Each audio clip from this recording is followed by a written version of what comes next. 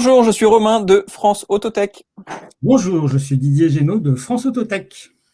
Bienvenue pour ce quatrième épisode des Autotech Calls qui sont dédiés à l'autotech, organisé par France Autotech, qui est une association qui regroupe 75 startups. On a le plaisir aujourd'hui de recevoir Christophe de Ever. Quel est le métier, Didier, de Christophe et de Ever Alors, et de son équipe? alors, Ever a conçu une application qui transforme l'expérience de conduite en un parcours ludique et récompense votre comportement au volant. Concrètement, Ever permet de réduire son budget voiture, de conduire de façon sécurisée et de beaucoup moins polluer. En résumé, Ever, c'est l'application des bons conducteurs. Bon, bah écoute, le menu est appétissant. Christophe est quelqu'un d'extrêmement transparent, un entrepreneur comme on les aime et qui est très sympa, avec qui on discute régulièrement, qui dans cette crise sanitaire que nous traversons tous a mis à l'épreuve toutes ses qualités d'entrepreneur. Et donc on va en parler avec lui tout de suite. On le propose de monter à bord, de monter sur scène. Bienvenue Christophe. Bonjour messieurs, bonjour à tous, et bonjour à tous les membres de France Autotech, actuels et puis futurs, j'espère qu'ils sont nombreux. Ah, ils seront de plus en plus nombreux, j'en doute pas. En tout cas, ils nous écoutent, ils nous regardent même. Donc, c'est vraiment. On a beaucoup de retours de leur part, donc je les remercie encore et un petit big up à eux s'ils sont avec nous aujourd'hui. Donc, ravi de te recevoir, Christophe. Comme je le disais, j'apprécie beaucoup ce tempérament que tu as, combatif, entrepreneurial. C'est toujours vraiment très sympa d'échanger avec toi et on échange régulièrement. Est-ce que tu peux nous expliquer déjà quel est le métier d'Ever et quel est le problème que tu résous sur ton marché? Alors Didier a été super en introduction, j'ai pas grand chose à rajouter parce qu'il a dit vraiment le principal et l'essentiel d'Ever. Ever, c'est au-delà d'une application mobile, c'est une plateforme en fait. C'est une plateforme qui permet de récompenser la bonne conduite auto, comme tu l'as bien dit Didier. On fait quoi? On fait en fait de la capture d'informations de conduite. On fait ça toutes les secondes. On a des algorithmes qui tournent sur une appli mobile. On remonte ça sur un serveur et on va analyser en fait les profils de conduite.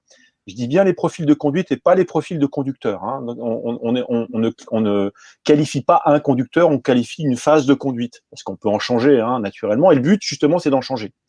Et à l'issue de cette qualification, qu'est-ce qu'on fait? On convertit en fait un score de conduite en de vraies récompenses directement accessibles par le conducteur. Donc c'est pas des points cadeaux dont on fait rien, d'accord? C'est vraiment des euros. C'est même du cashback pour certaines offres qu'on a dans notre catalogue d'offres de récompenses sur l'appli. Et puis on propose à des conducteurs de participer à des compétitions virtuelles, des compétitions de conduite qu'on appelle des challenges de conduite. Et ces challenges de conduite permettent en fait de récompenser les meilleurs conducteurs d'une communauté. Et ça, c'est notre business model. J'en parle directement, comme ça, j'ai lu de la question prochaine, comment tu gagnes de l'argent? J'y réponds tout de suite. Donc en fait, on vend des packages à l'intérieur de l'application auprès des entreprises. Et les entreprises vont pouvoir fournir à leurs salariés les moyens en fait de se distinguer en tant que bons conducteurs grâce à nos packages de challenge de conduite.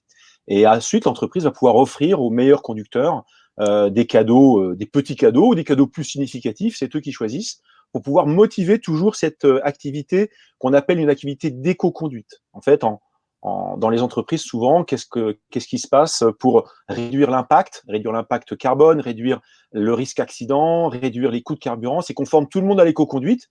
C'est super bien fait la plupart du temps. C'est des organismes qui sont spécialisés, mais une fois que l'organisme est parti, une fois qu'on se remet au volant, ben on oublie très vite les bonnes habitudes qu'on a prises pendant le stage d'éco-conduite. Donc nous, on arrive là. L'application Ever, elle arrive là et elle sort de Gemini Conscience pendant donc juste après la phase de formation pour que le conducteur puisse expérimenter et puis se rendre compte qu'il va gagner vraiment. Il gagne en réduisant son impact, il gagne en réduisant son risque accident, mais en plus il gagne vraiment en cumulant des points, en cumulant des euros, en cumulant des cadeaux. Donc voilà, donc ça c'est ce qu'on fait. En fait, tes clients, Christophe, c'est le grand public ou c'est des entreprises? C'est tous les conducteurs. Mes utilisateurs sont tous les conducteurs, mes clients sont les entreprises, pour être tout à fait précis. Donc on est une offre, notre offre économique est une offre B2B. Donc on vend nos solutions de challenge aux entreprises, mais on ne vend pas d'applications spécifiques aux entreprises. tous les conducteurs utilisent la même application qui est Ever, qui est gratuite, qui est téléchargeable sur les stores. Donc tout le monde peut se faire une expérience, qu'on soit conducteur particulier ou conducteur salarié. Et à un moment donné, l'entreprise va pouvoir acheter un challenge chez nous et nous allons pouvoir délivrer un code de déblocage du challenge que le conducteur salarié va pouvoir activer dans l'application. Donc en fait, c'est une approche.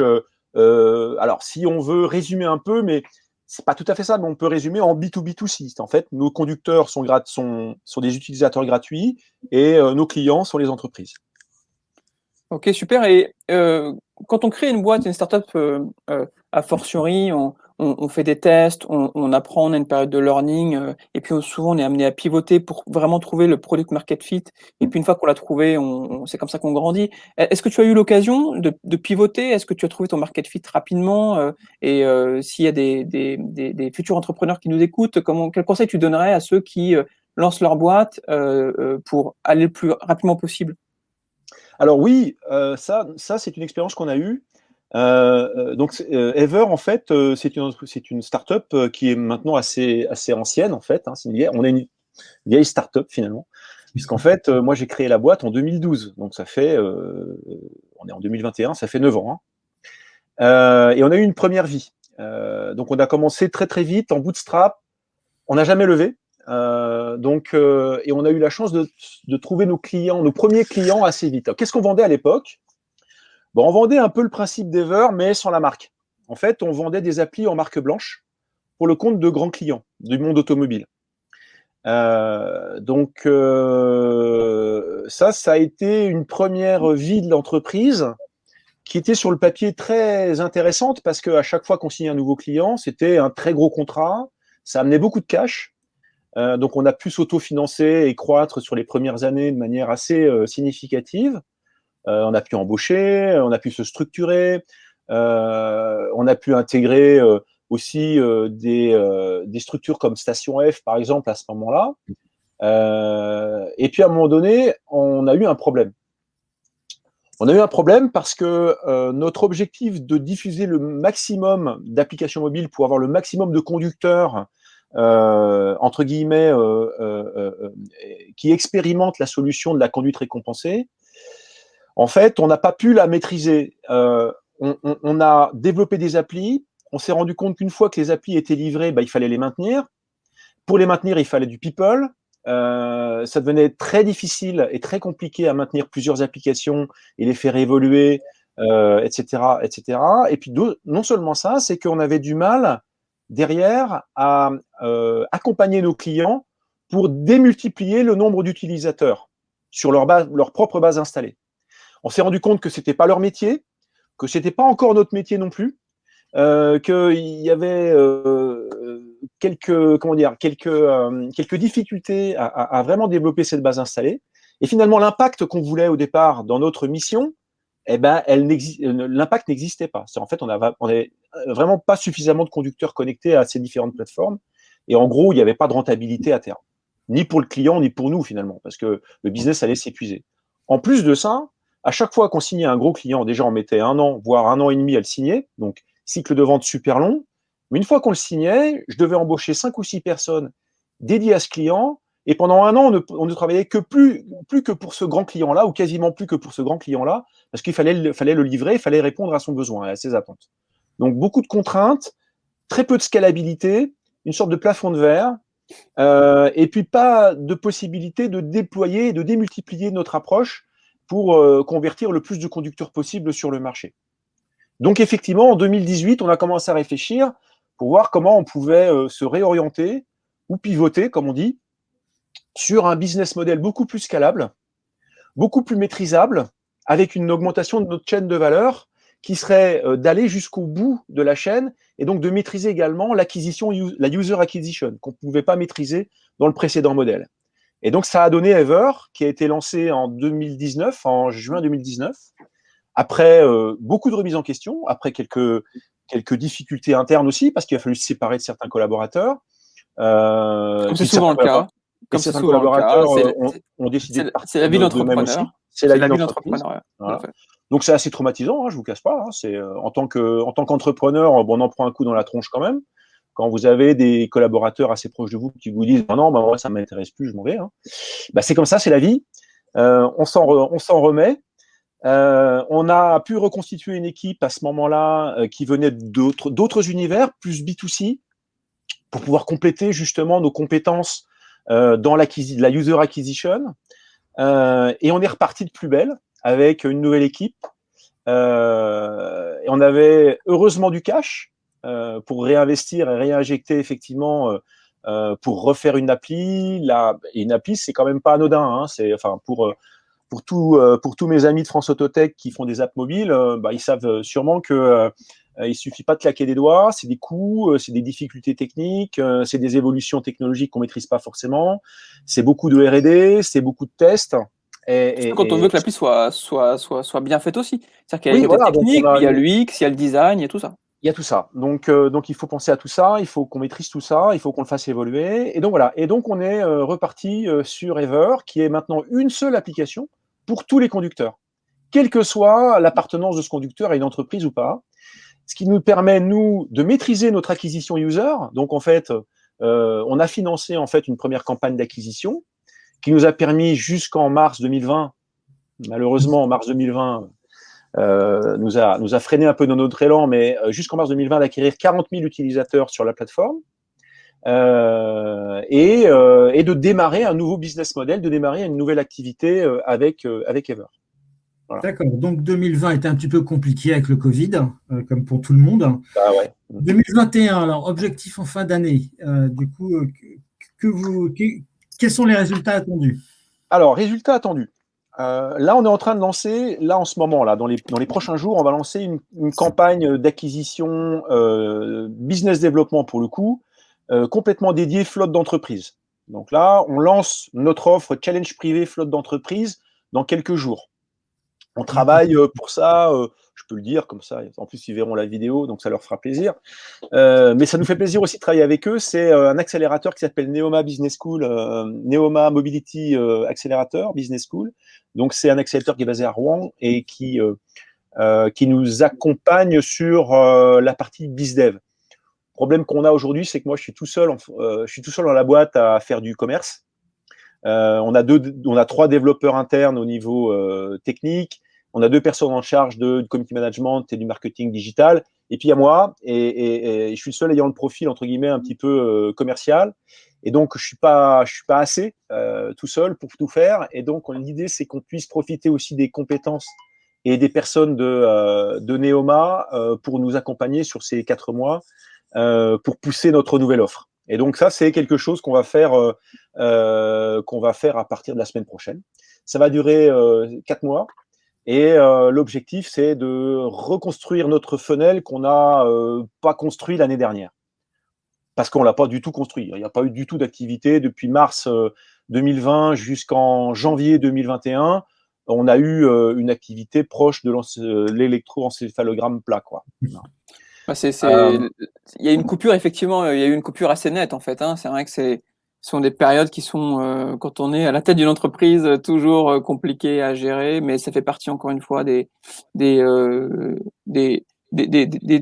emmerdes que l'entrepreneur intègre et il rejette ou il ressort de l'enthousiasme de ces emmerdes-là. Ça fait partie vraiment des challenges qu'on a. De ton côté, est-ce que, du coup, tu cherches aujourd'hui des boîtes avec lesquelles dealer, donc plutôt sur le côté flotte, d'après ce que j'ai compris. Et comment tu vois un peu l'évolution de ton métier, toi, avec avec ta vision digitale, entrepreneur, comment tu vois ton secteur évoluer? Alors, mon secteur, moi, c'est un secteur qui est assez large. En fait, on a la croisée de différents chemins, aux différents secteurs. On a naturellement le secteur de l'assistance à la conduite. Donc, en fait, on fait un peu partie des outils d'assistance à la conduite du marché. Bon. On est assez peu nombreux sur le marché de l'assistance à la conduite responsable. Il y a quelques acteurs sur le marché français, dont certains qui sont membres de France Autotech, avec boîtier, sans boîtier, enfin peu importe. Donc là, pour le coup, je dirais que on a un boulevard devant nous, puisqu'il y a beaucoup de boîtes qui n'ont pas encore de solution. il y a vraiment à bouffer pour tout le monde, hein. Donc là, on n'est pas du tout en mode concurrence. En tout cas, moi, je le vois pas vraiment aujourd'hui sur ce marché-là. On est aussi à la croisée d'un autre segment qui est le segment en fait de la publicité digitale mobile, puisque nos solutions de challenge sont des solutions de publicité intégrée, publicité digitale. On s'adresse aussi à des grands groupes ou à des grands annonceurs du monde auto.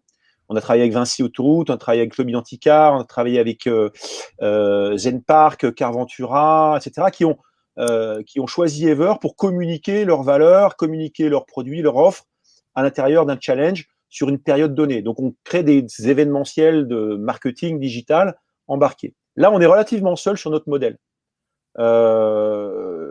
Il y a naturellement d'autres acteurs qui font de la publicité, qui font de l'interstitiel, d'advertising. Je pense à Wes, par exemple, etc. Mais on n'est pas sur les mêmes marchés, on ne s'adresse pas aux mêmes personnes. Voilà. Et puis, on est beaucoup plus petit qu'eux, donc je veux dire, nous, on a un peu de place sur ce segment-là. Donc, comment je vois en fait l'avenir de ce monde? Je le vois de manière plutôt positive, plutôt sereine, puisque j'appelle de mes voeux, comme beaucoup d'entre nous, un véhicule électrique décarboné demain matin devant ma porte, prêt à partir. Mais je sais très bien que pour équiper l'ensemble du parc français, ne parlons que de celui-là, ça va mettre 20 ans. Donc on a 20 ans devant nous pour faire. Et en plus de ça, on est complètement compatible avec les véhicules électriques et on répond à d'autres enjeux qui sont des enjeux de préservation de batterie. Donc de toute façon, que le véhicule reste en thermique, qu'il passe en électrique ou en hybride ou en hydrogène, on aura toujours en fait. Il y a besoin, quoi. Ouais. On a toujours des besoins parce que on adresse non seulement les problématiques de conso, les problématiques d'impact environnemental, mais aussi les problématiques de risque accident. Et c'est pas parce qu'on va changer d'énergie sur un véhicule qu'on va changer d'accident. Après, la question, c'est véhicule autonome. Alors là, effectivement, à partir du moment où tout le monde bénéficiera d'un véhicule qui se conduit tout seul, l'intérêt d'avoir Ever est quand même beaucoup moindre. Mais là encore, la question de savoir est-ce que le véhicule autonome pour tous est envisagé ou est entre guillemets va arriver. Je pense que si c'est le cas, ça sera dans bien plus de 20 ans. Et que je serai à la retraite avant, donc bon, ça sera l'affaire si on transmet la société à quelqu'un d'autre, ça sera l'affaire de cette personne. Si la société est vendue d'ici là, ça sera l'affaire des acheteurs. Mais je veux dire par là, c'est au-delà de la boutade, c'est que je me projette pas si loin, quoi. Et je peux pas me projeter si loin. Donc, dans les 10, 15, 20 ans à venir, je vois l'avenir de notre solution plutôt positive, d'autant plus que si on fait pas ça, c'est-à-dire si on n'agit pas sur l'utilisation de la voiture, pas seulement sur les motorisations, mais sur son utilisation, de toute façon, on n'atteindra pas les objectifs de la COP 21 ni les autres, et vraiment on ratera de loin l'objectif, quoi. Donc il faudra forcément à un moment donné se rendre compte qu'il faut changer notre rapport à la voiture en termes de conduite pour pouvoir baisser l'impact et ne pas faire confiance uniquement qu'aux nouvelles technologies qui arrivent. Bon, chez France Autotech, on est très fan de voitures autonomes, mais effectivement, avant qu'elles soient généralisées partout, je pense qu'il y a un long boulevard pour Ever. Christophe, j'ai une petite question. C'est complémentaire en tout cas. De toute façon, il y aura pas une solution qui remplacera tout le reste. Donc, il faudra bien des solutions complémentaires qui feront que on continuera de se déplacer, que ça soit en véhicule autonome ou pas. Et quand on n'est pas en véhicule autonome, une solution qui nous accompagne au quotidien et qui puisse en fait nous apporter un service d'automesure ou de 25 self comme on le fait dans d'autres secteurs, notamment dans le secteur du sport et de la santé, ça nous paraît pas un truc inutile. Christophe, j'ai une question un peu personnelle. Tu te définis souvent comme un pur geek. Est-ce que tu peux nous raconter rapidement ton passé avant de te lancer dans l'entrepreneuriat? Ouais, alors je suis pas le seul pur geek, je pense, chez France Autotech. Mais confirme. Donc, ouais, j'ai toujours été. Moi, j'ai toujours baigné dans le digital depuis mon adolescence et depuis mon premier Commodore 64. Donc, ça va peut-être en rappeler quelques-uns. J'ai toujours adoré expérimenter des nouvelles technos. J'en passe et des meilleurs. Hein. Donc j'ai expérimenté tous les palmes pilotes de la Terre à l'époque où ça existait. Et juste après les premiers téléphones mobiles. Et puis dès que le premier smartphone est arrivé, c'était même avant l'iPhone, puisque mon premier smartphone, c'était un smartphone Siemens, un truc énorme avec des boutons partout. Quand on voit ça aujourd'hui, on se demande comment ça a pu exister, mais ouais, donc j'ai toujours voulu expérimenter des nouvelles technos en communication ou en digital. Je dis digital, mais c'est parce que ça fait bien. Avant, on disait IT et informatique, mais c'est exactement la même chose. Mais et puis maintenant, il paraît qu'il faut qu'on dise numérique et non plus digital, parce que je crois que l'Académie française comment dire, a un peu rué dans les brancards il y a quelques jours. Bref, mais non, mais voilà, c'est pour moi ça, un geek. Enfin, je me considère comme geek en ce sens que j'ai voulu être un peu un early adopter de beaucoup de technos qui sont arrivés sur le marché. Pour le meilleur comme pour le pire, parce qu'il y en a certaines qui ne marchaient pas vraiment, quoi. Et donc, tu as toujours travaillé dans l'IT. Alors oui, j'ai toujours travaillé dans l'IT. Pardon, c'était ça la question en fait. Ouais, non, j'ai rien compris. Non, c'était ça la question. Donc oui, avant je travaillais, j'ai toujours travaillé dans les domaines marketing commerciaux, notamment dans des grosses boîtes informatiques américaines, allemandes. Donc pour pas les citer, Sun Microsystems, Oracle, Siemens Enterprise Communication. Et donc j'ai fait une 12-13 ans de carrière dans ces entreprises. Donc des grosses boîtes très structurées. Très corporate, très process, très emmerdante en fait. Hein, Très frustrante. J'allais dire frustrante, peut-être pas emmerdante, mais peut-être frustrante quand on est salarié et qu'on a envie que les choses avancent plus vite, quoi. Frustrant, oui, parce qu'on a envie toujours que ça aille plus vite et ça va pas vite. Et on a l'impression que ça va pas vite, mais en fait, on se rend compte quand on se retourne finalement qu'on a quand même bien avancé. Mais c'est vrai que les grosses structures nous empêchent, quand on a l'esprit entreprise, l'esprit entrepreneur nous empêche d'aller vite. Voilà. Quand on est entrepreneur, on est souvent assez impatient. Parfois. On doit être patient d'autres fois, mais le déclenchement de l'entreprise, c'est souvent l'impatience. Et donc, au bout d'un moment, j'ai fait le tour de ces grosses boîtes. J'ai appris énormément. Hein, je ne vais pas cracher dans la soupe, parce que j'utilise des process aujourd'hui dans ma petite boîte que j'ai appris finalement dans ces grosses structures. Il y a des choses quand même qui sont plutôt pas mal.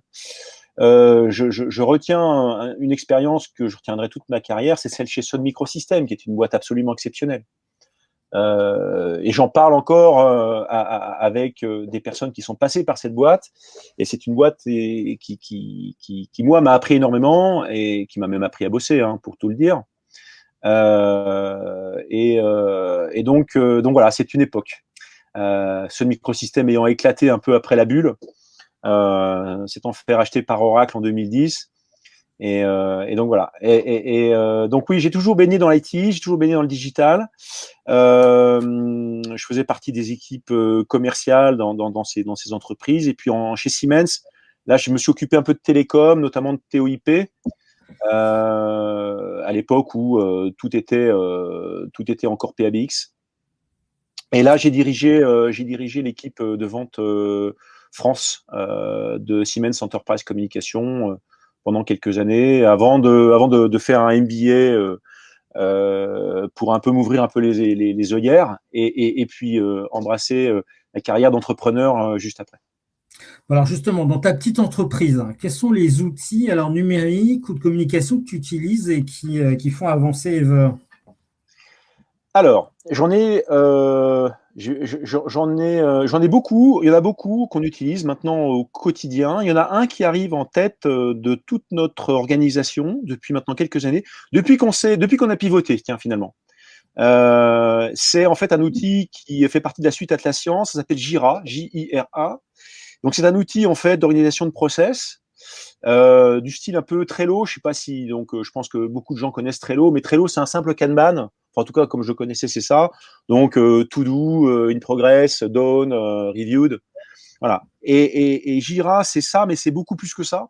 Ça nous permet nous de nous organiser vraiment et de distribuer entre guillemets des tâches à l'ensemble de l'équipe à communiquer à l'intérieur de l'outil. Donc, on fait plus de mails en interne. Donc, on n'utilise plus du tout la messagerie en interne. Mais bon, je pense qu'on est quand même pas mal de startups à faire ça. Donc, on a du Slack, certes, mais on a interfacé Slack avec tous nos outils internes, notamment Jira. Et donc, tout ce qui se passe sur Jira, naturellement, on voit sur Slack. Et donc, on a beaucoup plus d'agilité, beaucoup plus de réactivité grâce à ça. Tu as utilisé Zapier pour interfacer? Ou tu Même l'as pas. interfacé à la mano? Non, même pas, tu as un connecteur direct. T'as un Jira, connecteur. Slack, tu n'as D'accord. même pas besoin de Zapier. Ça se fait tout seul. Ok, Zapier, pour ceux qui ne connaissent pas, sont des connecteurs d'API. Ça veut dire qu'il y a 2000, je crois, solutions qui peuvent être connectées entre elles grâce à Zapier, sans avoir à marier les API. C'est extrêmement pratique pour développer des solutions en no-code, par exemple, et marier, par exemple, un Google Doc avec Salesforce ou je sais pas, un Gmail avec un formulaire WordPress en ligne. Donc, voilà, c'est très pratique. ZAPIER. Je confirme. Ouais, effectivement, C'était Alors, on l'instant avait pub de utilisé France Autotech. Ah ouais. Donc, on avait utilisé Zapier il y a quelques années sur d'autres outils, mais là, on n'a même plus besoin. En interfaçage Jira Slack, ça passe super bien. Slack a beaucoup de connecteurs, hein, donc de toute façon, tu peux trouver vraiment pas mal de moyens de connecter tes outils. Ça, c'est vraiment l'outil clé de la boîte. Et au début, on a eu du mal parce qu'on a trouvé ça usine à gaz. Mais au bout d'un moment, tu te apprends à utiliser l'outil. Il ne faut pas utiliser tout dans Jira, parce que sinon on se noie dans les détails. En revanche, une fois que tu as bien organisé ta structure, ça devient vraiment, vraiment utile. Et tu peux gérer tout un tas de projets. Ce n'est pas forcément des projets de développement mobile ou de développement informatique. Ça peut être des projets, des campagnes marketing. Ça peut être, enfin, tu peux faire quand même pas mal de choses et piloter pas mal de choses avec une équipe. Alors, naturellement, ça marche si tu es une petite équipe et si tu as besoin de distribuer, hein, mais c'est vraiment bien.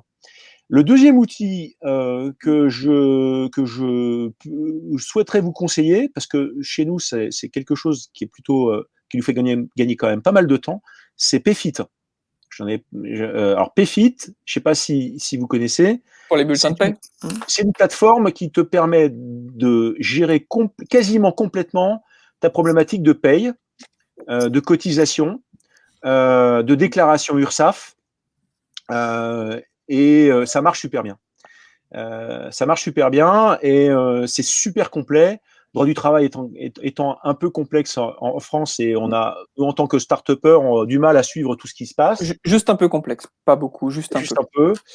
Au moins, Payfit te permet de mâcher le boulot. C'est sur base de wizard de tous les côtés, donc tu peux pas rater un truc. Dès qu'il faut mettre à jour, je dis n'importe quoi, le fameux taux de risque accident URSSAF, là, tu dois mettre à jour, il te le rappelle. Ça s'interface aussi à ta mutuelle. Si tu choisis une mutuelle compatible, ils ont aussi des interfaces avec toutes les mutuelles. Donc, non, c'est vraiment super bien. Et nous, on utilise ça depuis 3 ans, je crois. Et quand on est arrivé à Station F, en fait, on a trouvé ça, on avait un perk. Et on a pris ça et vraiment, voilà, je recommande. Payfit, c'est vraiment on gagne du temps, un temps fou, quoi. Donc, voilà. Un autre outil dans les RH, c'est Welcome to the Jungle, Welcome Kit. Ça, c'est vachement bien aussi parce que ça te permet de processer toute ta démarche de recrutement.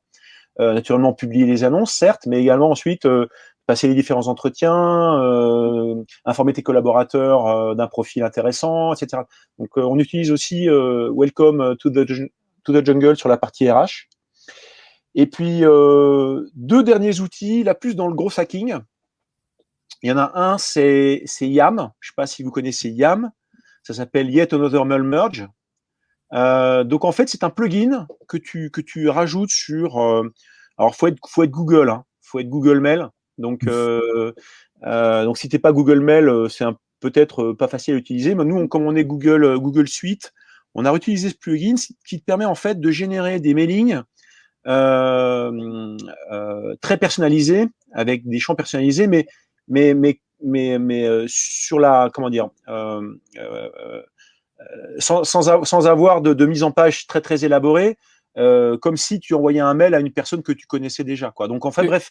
Didier, pour nous, pour France Autotech, déjà, ça peut être utile, Ouais, puisque nous, on utilise Mailchimp, et Mailchimp a quand même accru ses prix au fil des années, au fil de leadership qu'il avait. Donc, ils font vraiment plus de cadeaux. Ouais.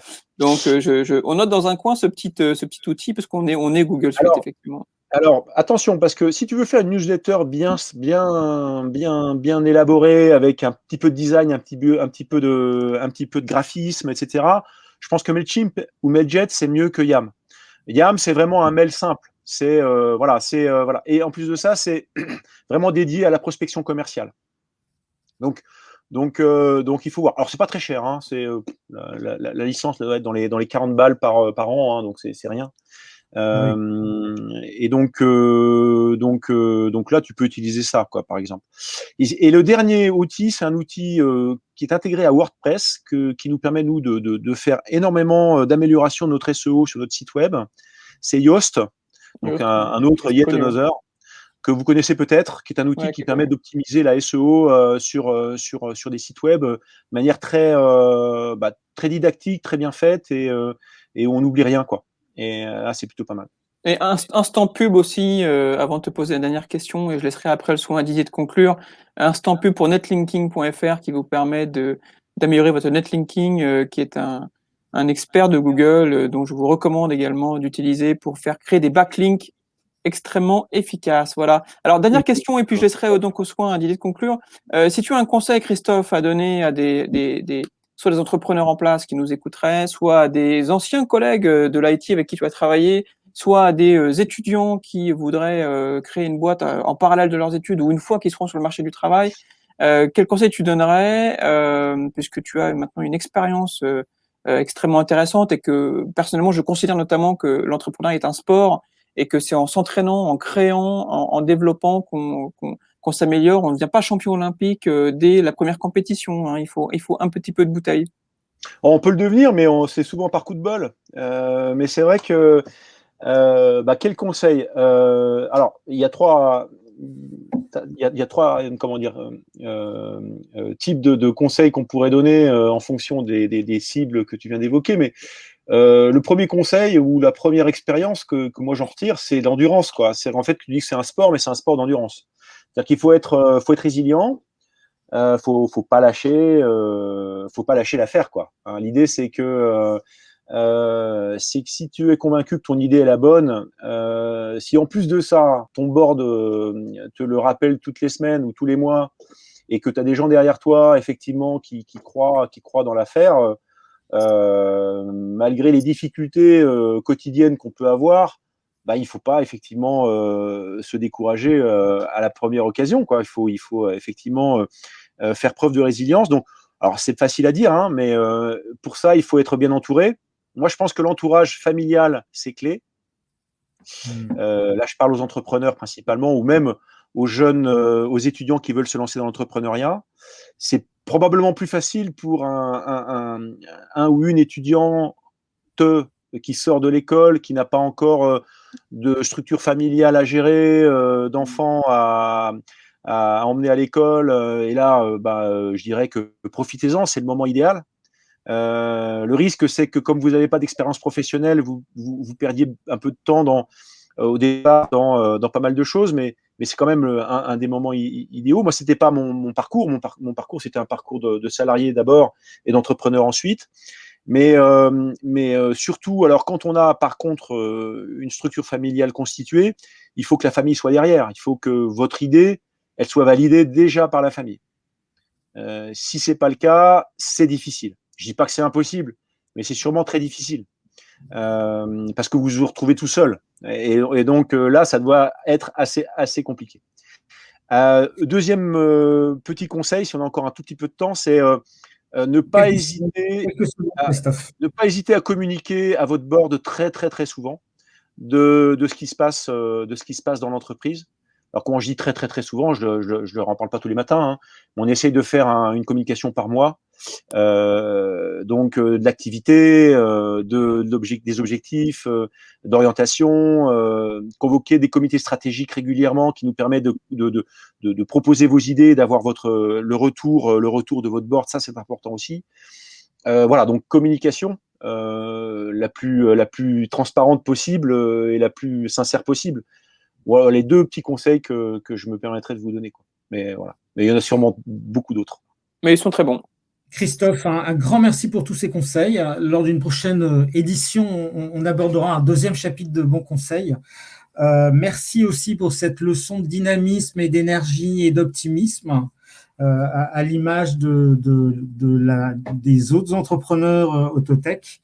À très bientôt et à tous, je vous dis au prochain épisode dans une semaine sur ce podcast dédié à l'Autotech. Merci à vous deux, merci à tous. Christophe. Merci À à bientôt. tous. Et cette notion d'énergie qu'évoque Didier est très importante, effectivement. Il en faut. Et c'est ça qu'on vient chercher aussi dans les startups, c'est cette notion, c'est énergisant. Et en tout cas, en tant qu'entrepreneur, on a énormément de plaisir à pouvoir échanger avec vous. Donc, merci encore et puis à très vite. À bientôt.